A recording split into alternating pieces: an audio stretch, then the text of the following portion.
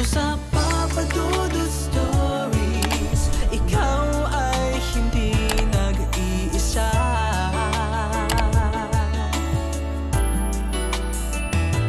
Dito sa Papa Dudut Stories, may nagmamahal sa'yo.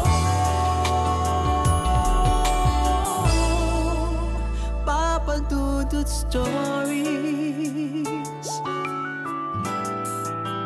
Papa Dudut Stories. Dear Papa Dudut, sa lahat po ng mga nakatutok ngayon, huwag pong kalimutan mag-like, mag-share at mag-subscribe. Maraming salamat po sa inyong lahat.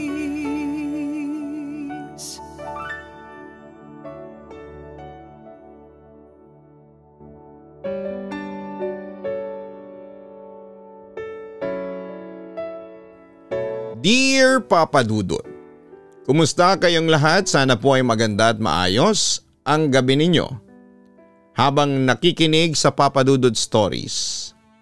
Ako po si Zyka Marie Altejeros ng Barangay Papaya sa Nasugbu, Batangas.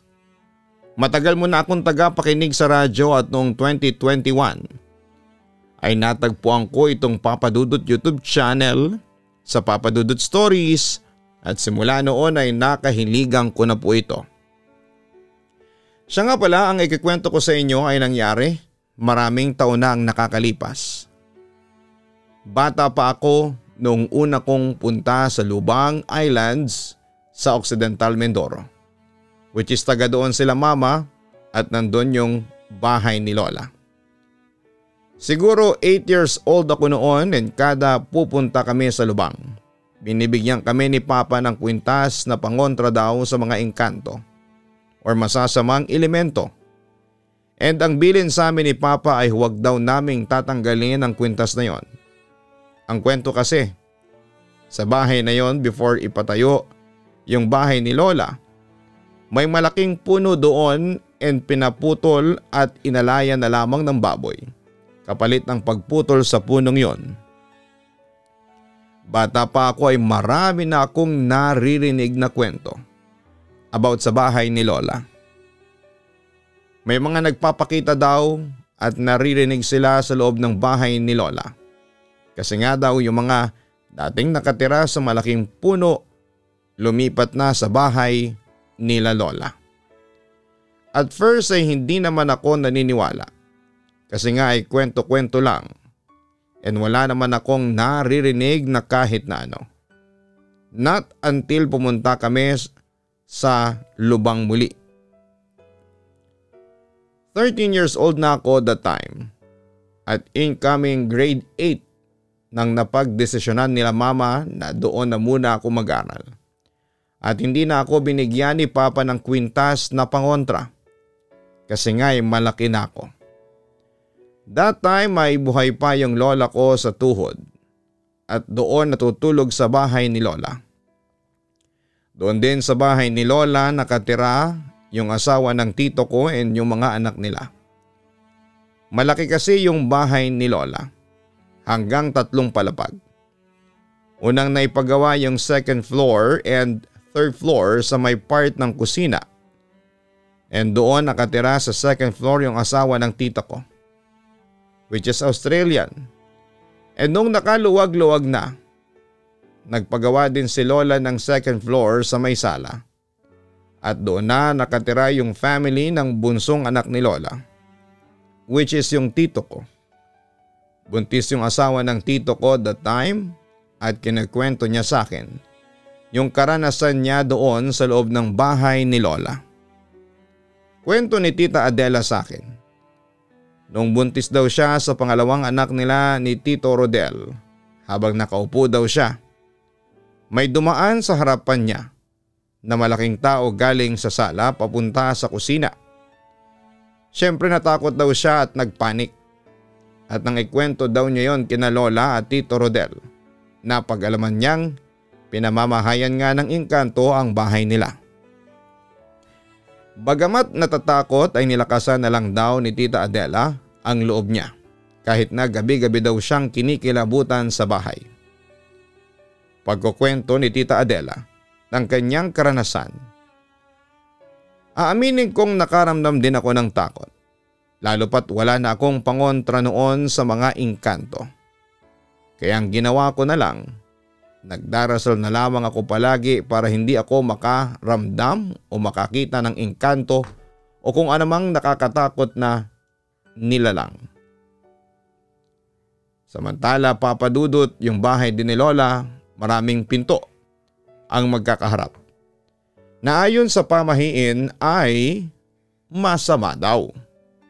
Hanggang sa isang araw, nagsimula nang makaranas ako ng kababalaghan sa loob ng bahay ni Lola. May mga narinig na ako. Tanghali noon, sobrang tahimik and habang nagkwekwentuhan kami ng tita ko, nang biglang may lumagabog sa itaas. Parang may tumalon kaya nagtaka naman ako kasi wala namang tao sa taas. Kasama ko ang tita ko at yung dalawang anak niya ay nakikipaglaro naman sa labas kasama ng mga kaibigan nila. Si tito naman wala kasi nasa trabaho. Sina lolo at lola naman ay nasa bayan nagtatrabaho din. Imposible naman na yung asawa ng tita ko na Australian kasi magkahiwalay naman yung second floor sa kusina and sa sala. Sabi ng tita ko ganun daw talaga yon pag tanghali and tahimik ang bahay. Parang may naglalaro sa itaas. Hindi na lamang ito pinansin ni tita kasi sanay na sila. Simula din ang araw na yon kada tanghali ay palagi ko nang naririnig na may tumatalon. Kinagabihan bandang 12:00 or 1:00 ng umaga na ako nakakatulog. Kasi pag ganyang oras saka lang lumalakas yung signal ng wifi namin. At yun na nga Papa Dudut. Kapag tulog na yung mga tao minsan ay may naririnig akong tunog ng takip ng bote. Naisip ko na baka yung lolo ko lamang yon kasi bago matulog ang hilig uminom ng alak pampatulog daw. And back to the story, ayun na nga Papa Dudut, simula noon ay nakakarinig na ako ng kung ano-anong mga ingay tuwing gabi. Na para bang pinaglalaroan na ako.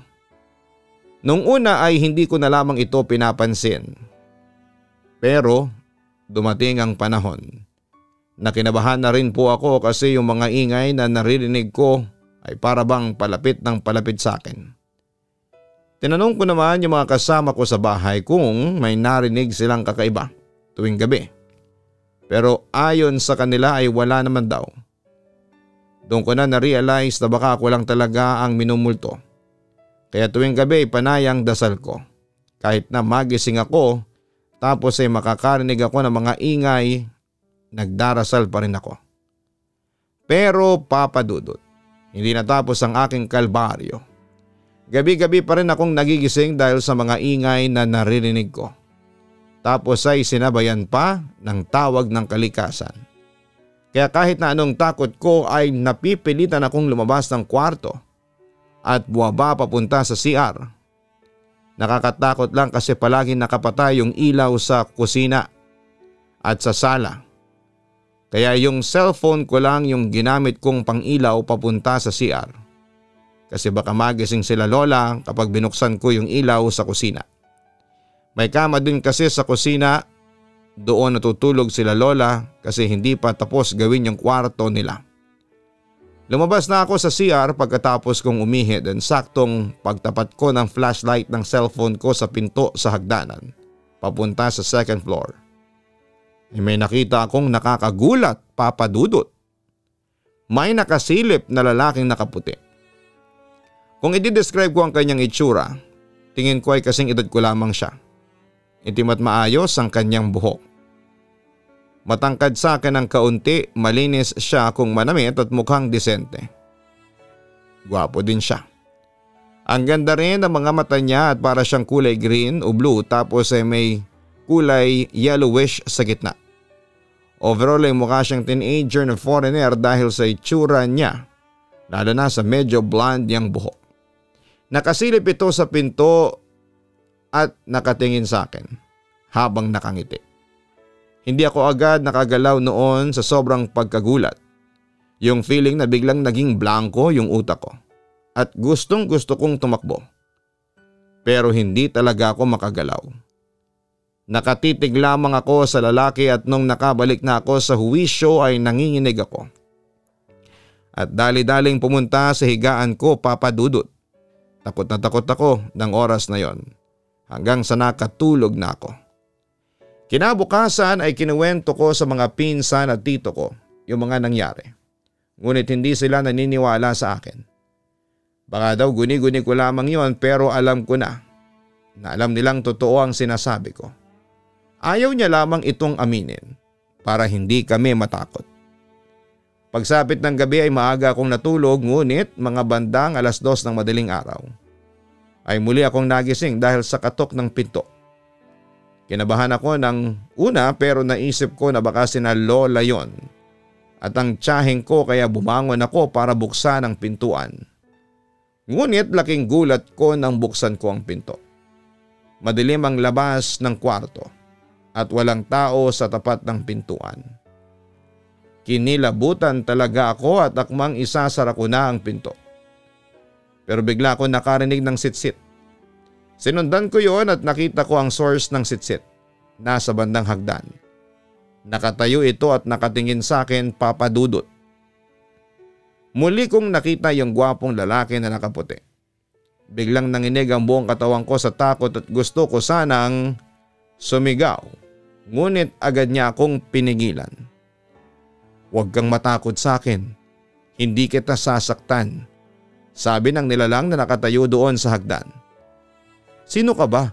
Anong kailangan mo sa akin? Natatakot kong tanong sa kanya. Saika Marie, ang ganda ng pangalan mo. Bagay sa'yo. Panimula niya. Mamayang kaunti ay may idinugtong siya na siyang nagpataka sa akin. Ako ang nakatakda para sa'yo. Anong ibig mong sabihin? Tanong ko. Pero nagulat ako kasi biglang bumukas ang pinto ng kwarto ni Lola.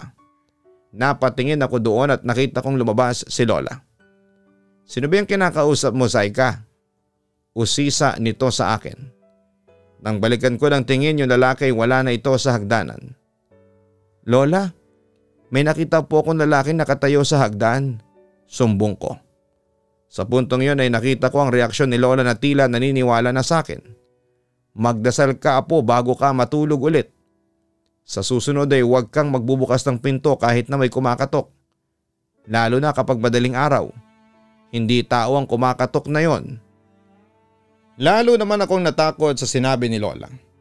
Nang tatanungin ko siya kung anong mga klase ng nilalang ang namamahay sa bahay namin.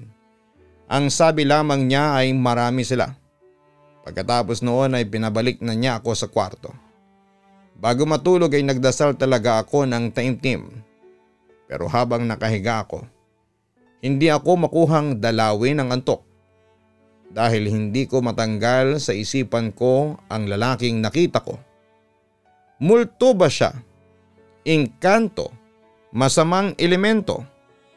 Oo, natakot ako noong nakita ko siya. Pero parang may sinasabi ang puso ko na huwag matakot.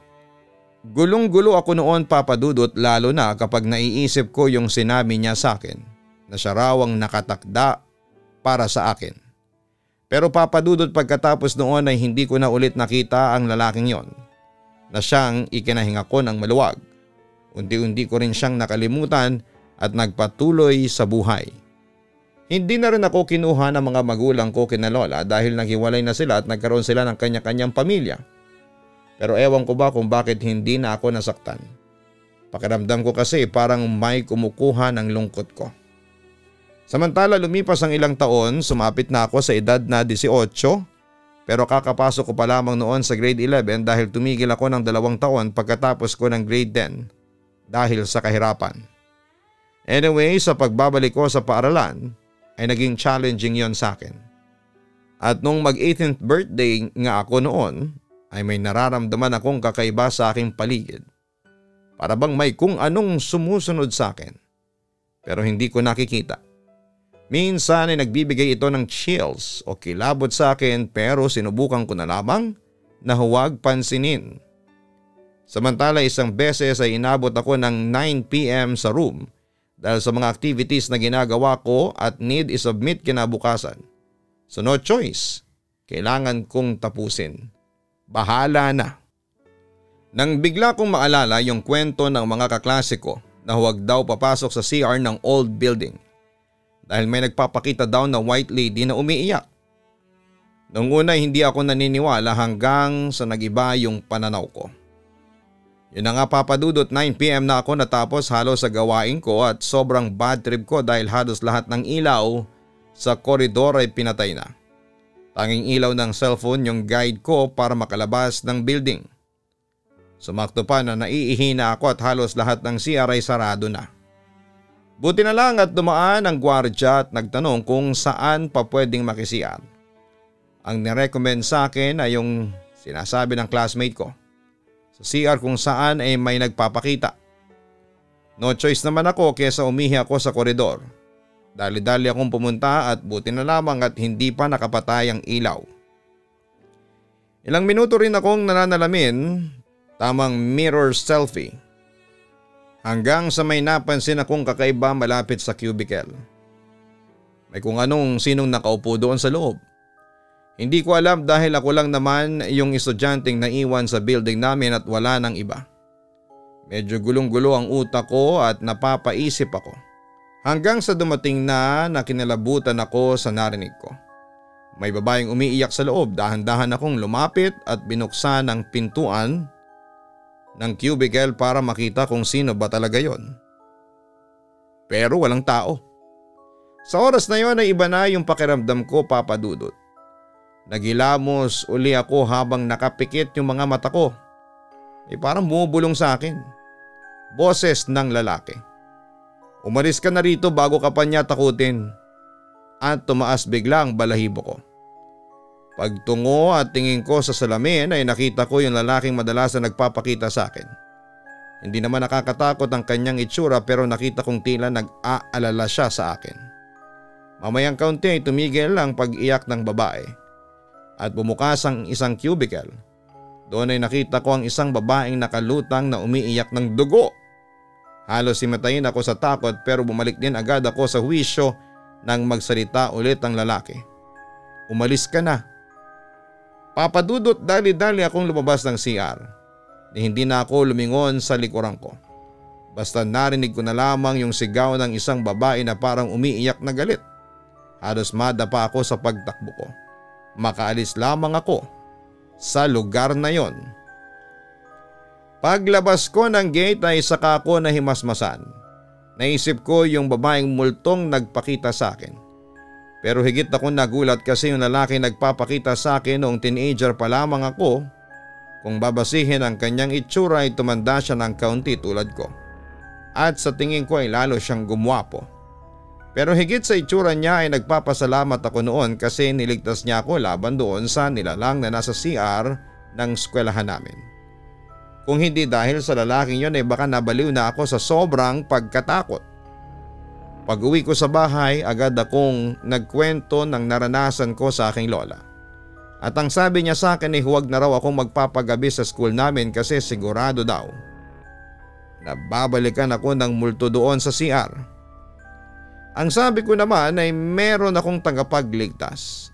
At ewan ko ba Papadudot, nakaramdam ako ng kilig kapag naiisip ko yung pagliligtas sa akin ng misteryosong nilalang na yon. Pero nung kinuwento ko yon kay Lola ay binalaan niya ako. Malakas daw ang kutob niya, na engkanto yung sumusunod sa akin. At hindi raw pwedeng ma-in love sa akin ang engkanto dahil kukunin daw ako nito. Kapag sinabing kukunin, meaning mamamatay ang katawang lupa ko. Siyempre nakaramdam ako ng takot Papadudot. Knowing yung mga kwento tungkol sa mga engkanto, halos lahat ng napapanood kong palabas.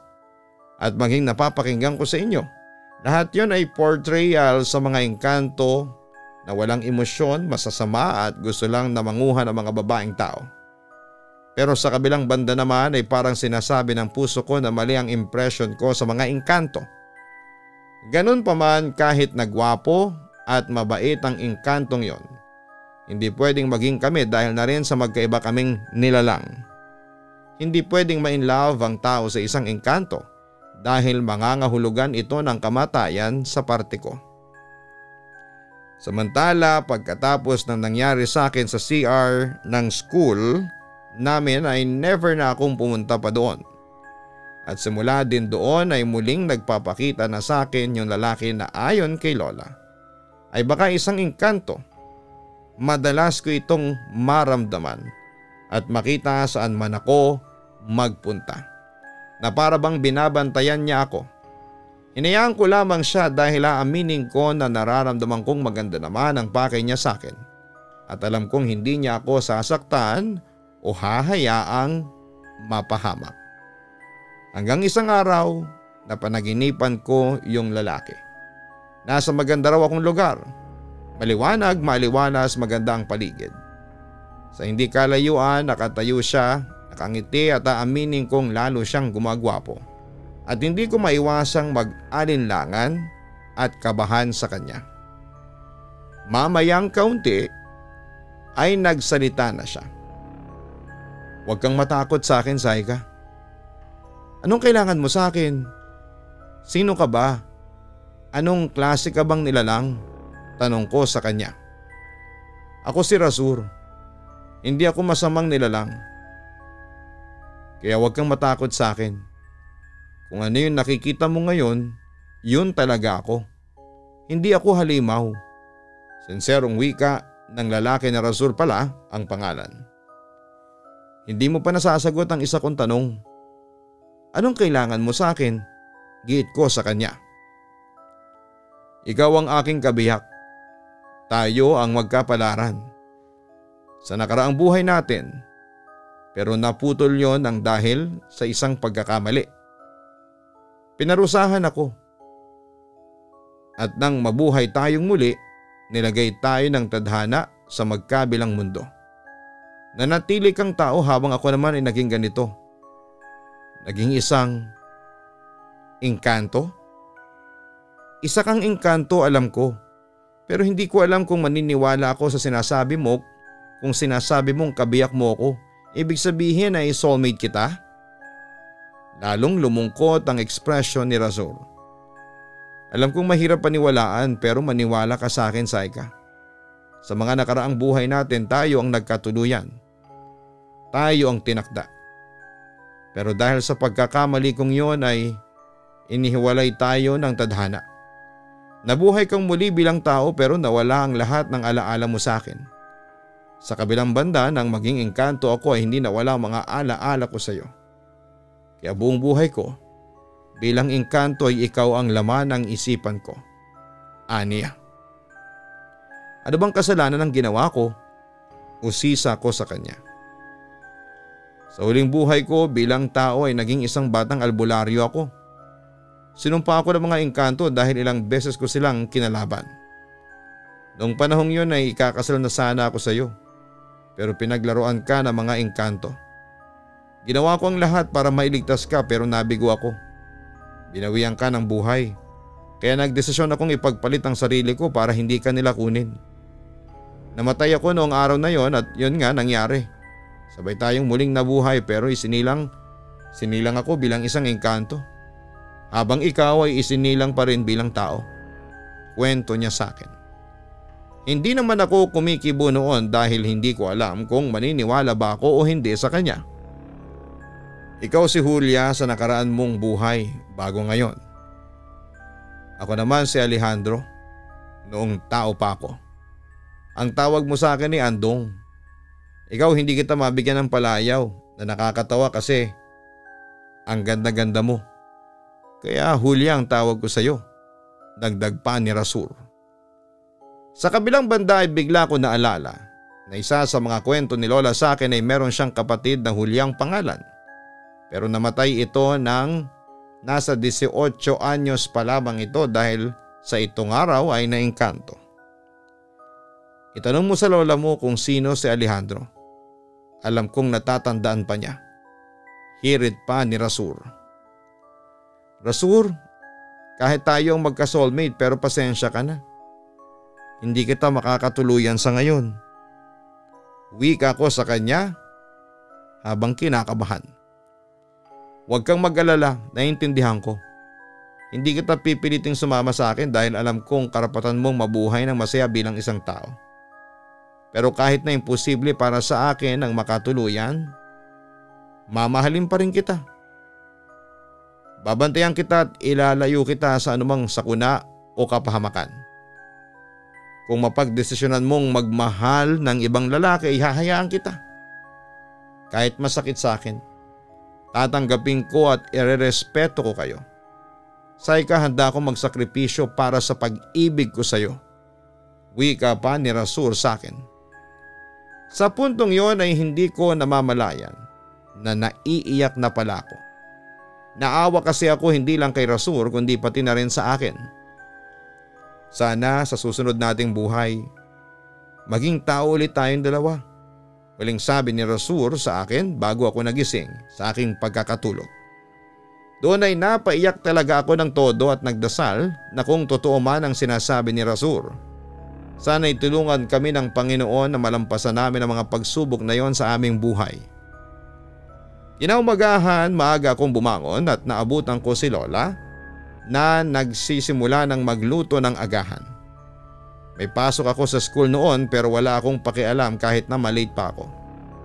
Noong araw na yon ay gusto ko lang makausap si Lola.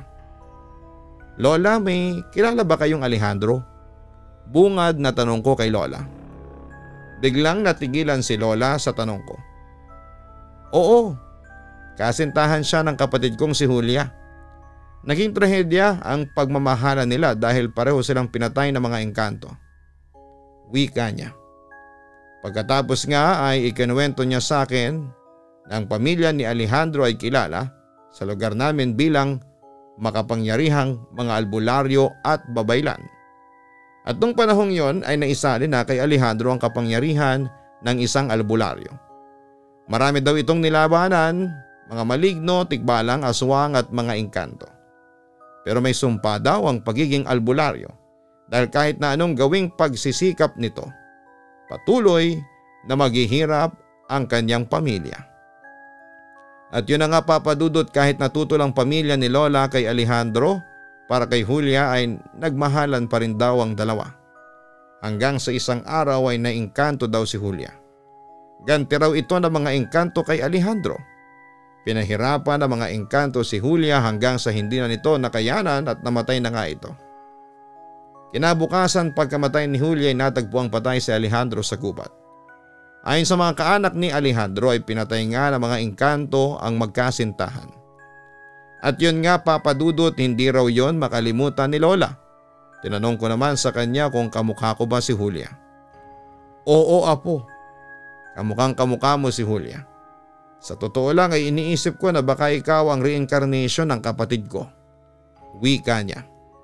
Pagkatapos noon papadudot ay kinuwento ko na kay Lola na namit ko na si Alejandro bilang Rasur, ang engkanto kong soulmate. Hindi makapaniwala si Lola lalo na nung dinescribe ko ang itsura ng lalaki. Gwapo daw talaga si Alejandro. Kasi ang ama nito ay isang Amerikano at ang ina nito ay isang Spanish-Filipino mestiza. Pero binalaan ako ni Lola na kahit nagtapat ng pag-ibig si Rasur sa akin ay hindi ko dapat yun tanggapin.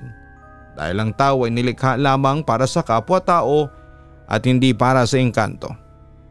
Sinabi ko naman kay Lola na hindi naman ako pinipilit na sumama ni Rasur sa kanyang mundo, kaya wala siyang dapat na ipag-alala.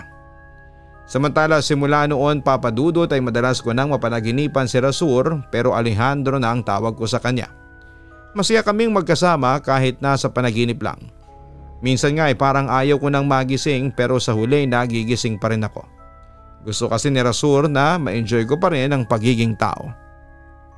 Sa ngayon papadudot ay nagpapakita at nagpaparamdam pa rin po sa akin ng soulmate kong engkanto.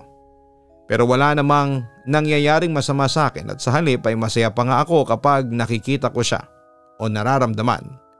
Wala na rin po akong balak na mag-boyfriend o mag-asawa dahil masaya na rin naman ako sa pagiging single kasama ang aking pamilya at nakatira na kami ngayon sa Barangay Papaya sa Nasugbu, Batangas. At sa kapapadudot wala na akong balak na buksan ang puso ko sa iba dahil parang si Alejandro lamang ang binubulong nito. Hi papadudot, alam kong marami sa inyo ang hindi maniniwala sa kwento ko. pero hindi naman ako namimilit. Hindi ako writer ng Wattpad at ang ikinikwento ko sa inyo ay pawang katotohanan. Bahala na kayo kung paniwalaan nyo man o hindi. Ang mahalaga ay masaya ako sa aking buhay kahit na may halo itong kababalaghan. Papa Dudut, hanggang dito na lamang po ang sulat ko. Maraming salamat at magandang araw sa inyong lahat. Lubos na gumagalang, Zyga Marie Altejeros. Maraming salamat kay Zyga sa pag-share mo ng iyong love story sa aming programa na may halong horror. Kung totoo mang siya ang soulmate mo. Pero tamang naging desisyon ninyong dalawa na huwag ituloy ang namamagitan sa inyo dahil nga sa tao ka at siya naman ay engkanto. Sapagkat may mga malilinaw na consequences kung sakaling ito ay mangyari. At dapat handa kayong pareho sa mga kahihinatnan ng mga ito. At kung talagang kayo ang soulmate, makakapaghintay ang inyong pagmamahalan sa inyong susunod na buhay o reincarnation. Kung naniniwala kayo sa konsepto na yan. Basta Zyga, sa ngayon ay ugaliin mong magdasal at pagtibayin mo ang iyong pananampalataya sa Panginoon dahil yan ang susi para malampasan mo ang pagsubok na yan sa buhay mo. Hanapin ang Kaistorya YouTube channel at syempre mag-subscribe at manood na rin po kayo sapagkat nagpo-post po kami dyan ng mga horror stories. Pagkatapos pong makinig ngayon, lipat po kayo sa Kaistorya YouTube channel. Ganon din, silipin niyo po ang Papa Dudut Family YouTube channel sapagkat andyan po kami ng aking buong pamilya para you get to know us more. Maraming salamat po sa inyong lahat.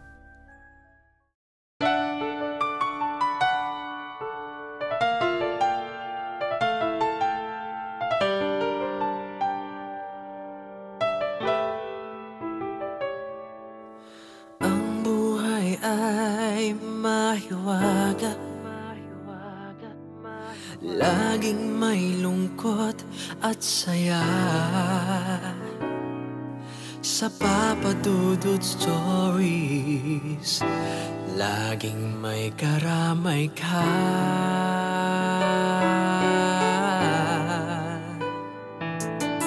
Mga problemang kay bigat, dito ay pakikinggan ka. Sa Papa Dudut Stories, kami ay iyong kasama. Dito sa Papa Dudut Stories, ikaw ay hindi nag-iisa.